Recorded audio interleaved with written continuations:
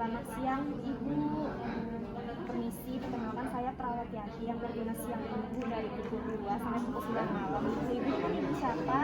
Oh Ibu Rahma, permisi saya bilang nama Ibu sebentar. Oh baik Ibu Rahma, jadi di sini saya akan melakukan pemeriksaan fisik Bu dari kepala hingga ke kaki. Tujuannya untuk mengetahui apakah ada kelainan agar bisa dilakukan pemeriksaan setelah Ibu. Bukan waktu sekitar 5 sampai 10 menit. Apakah Ibu bersedia? Ayo jika Ibu bersedia, saya sediakan alat Ibu ya.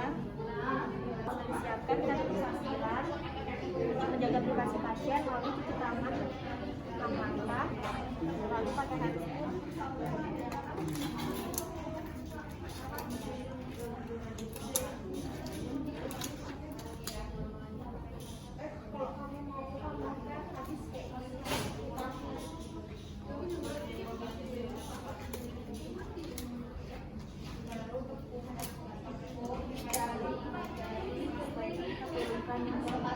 Pertama kita cek tingkat kesadaran pasien, yaitu ada tingkat kesadaran itu terbagi menjadi dua, itu kuantitatif sama kualitatif. Kalau kualitatif itu ada kompas mentis, apatis, somnolen, delirium, sopakoma, dan koma.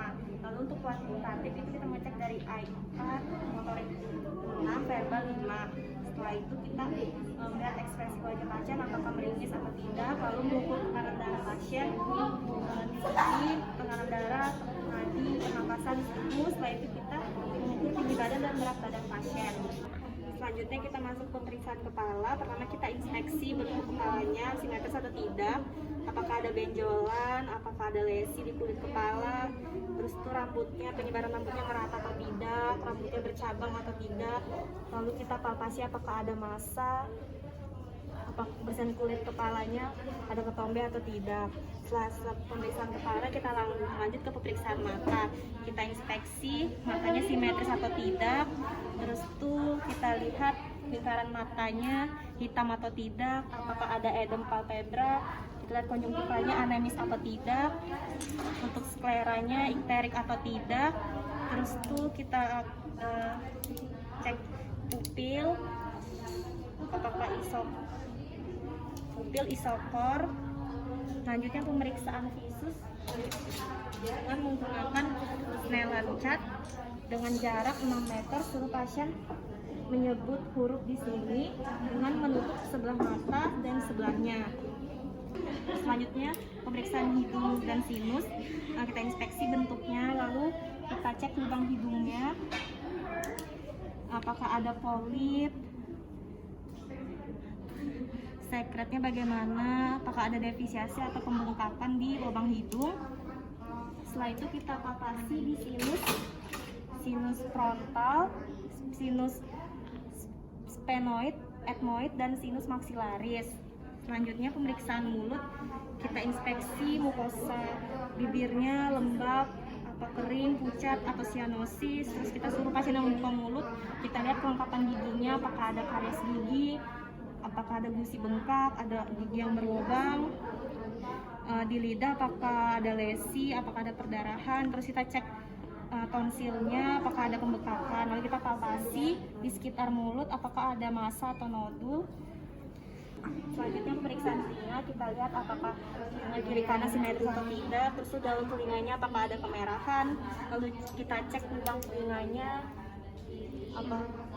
apakah ada serumen atau tidak, apakah ada lesi atau polip di telinga.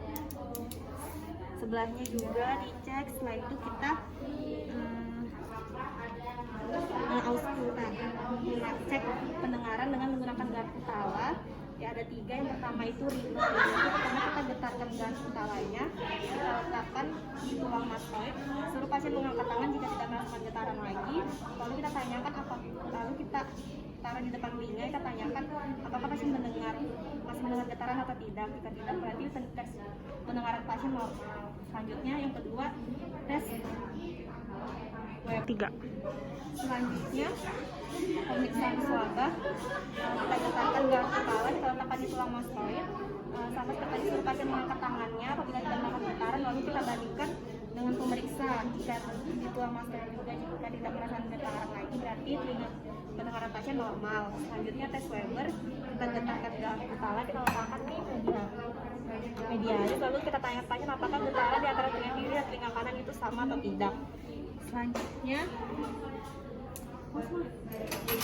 Selanjutnya pemeriksaan leher, kita lihat apakah ada pembengkakan, apakah ada kemerahan atau peningkatan GTP, lalu kita palpasi apakah ada defisiensi trakea atau tidak, apakah ada pembengkakan.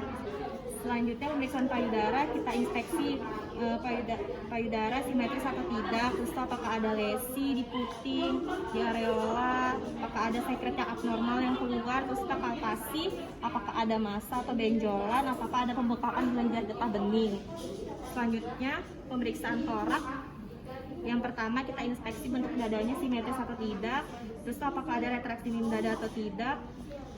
Baru kita palpasi, yaitu cek vokal primitusnya dengan suruh pasien mengatakan 77 di depan dan di belakang. Kita cek getarannya kiri kanan sama atau tidak. Lalu perkusi di seluruh lapang paru, normalnya bunyinya sonor. Selanjutnya kita auskultasi suara napas.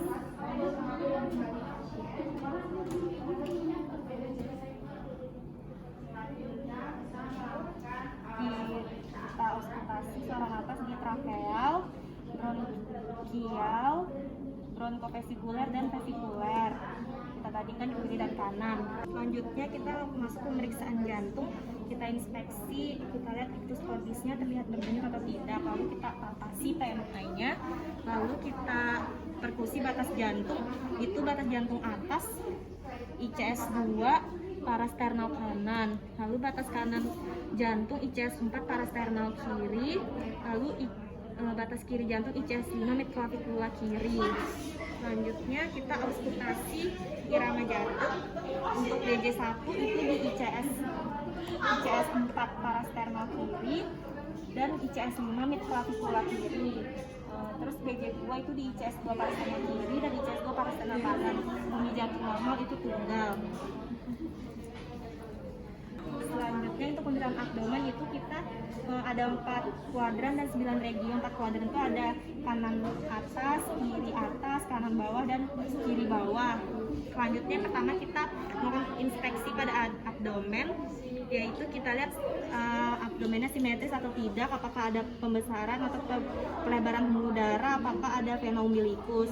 Terus itu kita auskultasi bisi usus di iliaka kiri, normalnya bisi usus 5 sampai 30 kali per menit. Selanjutnya kita palpasi di semua kuadran, apakah ada pembesaran hepar, apakah ada nyeri lepas atau nyeri tekan pada abdomen. Selanjutnya kita perkusi di semua kuadran, normalnya suaranya timpani dan pepak di daerah hepar atau ginjal.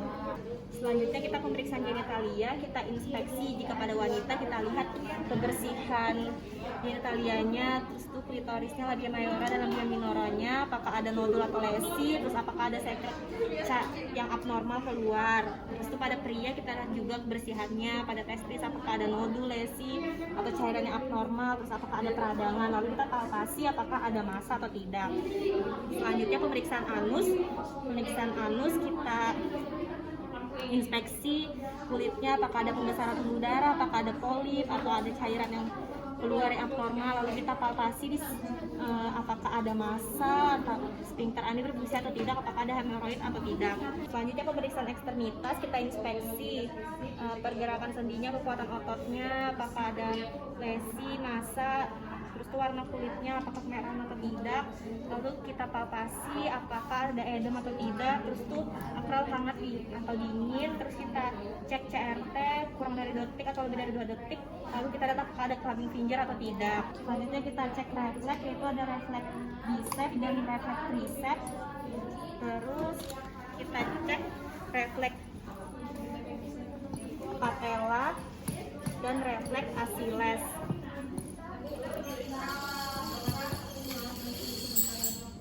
Selanjutnya kita melakukan pemeriksaan refleks patologis. Yang pertama ada refleks Babinski, itu kita gesek di sini. Jika pasien mengalami dorsal ekstensi berarti positif. Lalu kita melakukan refleks Cadok. Jika pasien dorsal ekstensi berarti positif, dan refleks Schaefer.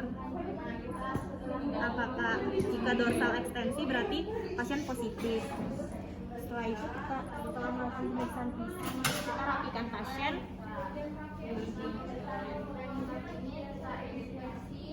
Setelah rapikan pasien, kita rapikan alat dan terminasi pada pasien. Ibu, ini saya sudah selesai melakukan pemeriksaan fisiknya, Bu. Didapatkan bahwa hasilnya tidak ada gangguan ya, Bu. Nanti sore saya akan kembali lagi, Bu, untuk memberikan obat.